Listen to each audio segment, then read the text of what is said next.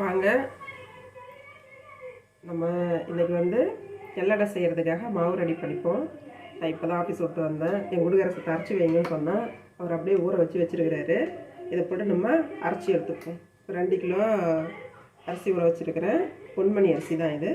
பாருங்கள், அரைச்சி எடுத்துப்போம். வாங்க.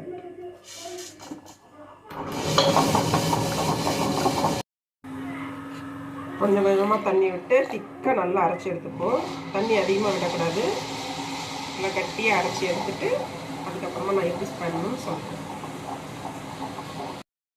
இப்போது 2 கிலோ பொன்மணி அரிசியை மாவாக நல்லா நைஸாக அரைச்சி எடுத்துக்கிட்டேன். புழுங்கல் அரிசி தான். அரைச்சி முடித்ததுக்கப்புறமா அதில் உப்பு, பெருங்காயம், திட்டமான அளவுக்கு உப்பு, எந்த அளவுக்கு தேவையோ நமக்கு உப்பு அந்தளவுக்கு தேவையான உப்பு அளவு போட்டுட்டு பெருங்காயம் போட்டுட்டேன். கருவேப்பிலையை பொடி பொடியும் நறுக்கி போட்டிருக்கேன். காஞ்ச மிளகாவையும் பூண்டையும் மிக்சியில் போட்டு ஓட்டி எடுத்துருக்கிறேன். நெக்ஸ்ட்டு 1 கிலோவுக்கு 200 கிராம் பொட்டுக்கடலை, அதை மாவாக அரைச்சி எடுத்து வச்சுருக்கேன். இது 2 கிலோங்கிறதால 400 கிராமு. 4 ஸ்பூன் எள்ளு, 4 ஸ்பூன் சீரகம், இது எல்லாத்தையும் இது கூட கொட்டி வச்சுருக்கிறேன்.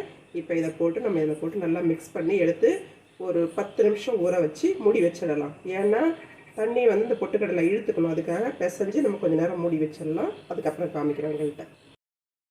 1 கிலோ அரிசி மாவுக்கு நம்ம வந்து 100 கிராம் கடலைப்பருப்பை 2 மணி நேரத்துக்கு முன்னாடியே ஊற வச்சு எதையும் இதில் மிக்ஸ் பண்ணணும்.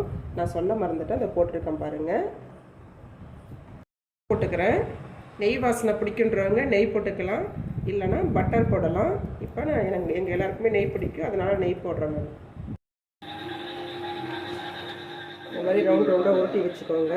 ஒரு பாலித்தீன் கவரை கீழே போட்டுட்டு மேலே ஒன்று வச்சு நிறுத்திட்டு தட்டி எண்ணெயில் போடணும்.